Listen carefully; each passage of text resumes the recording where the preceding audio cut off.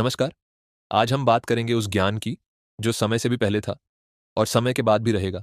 वह ज्ञान है वेद। वेद केवल ग्रंथ नहीं है, वेद मानव सभ्यता की आत्मा है। आज इस वीडियो में आप सुनेंगे चारों वेदों का संपूर्ण सार सरल हिंदी में। वेद क्या है? वेद शब्द संस्कृत की धातु वित्त से बना है, जिसका अर्थ है जानना।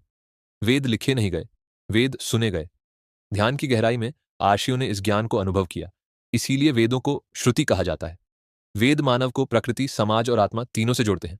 वेद चार हैं: ऋग्वेद, ज्ञान का वेद यजुर्वेद, कर्म का वेद सामवेद, संगीत और भक्ति का वेद अथर्ववेद, जीवन और उपचार का वेद। अब हम एक एक वेद को समझेंगे।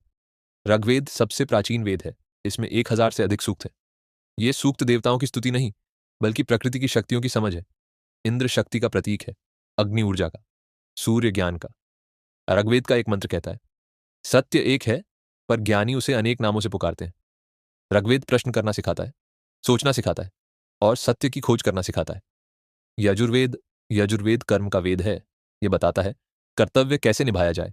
यज्ञ केवल अग्नि नहीं, यज्ञ है अनुशासित जीवन। यजुर्वेद कहता है कर्म करो लेकिन अहंकार मत करो।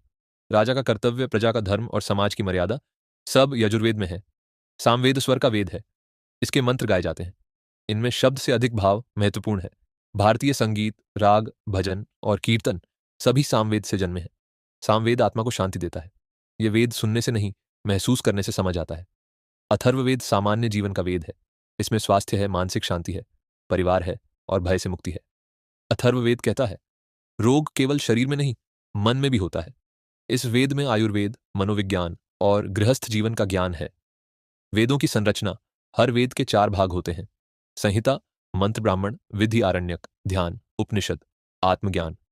उपनिषद कहते हैं अहम ब्रह्मास्मि, मैं ही ब्रह्म हूं। यह ज्ञान मनुष्य को डर से मुक्त करता है। वेद और विज्ञान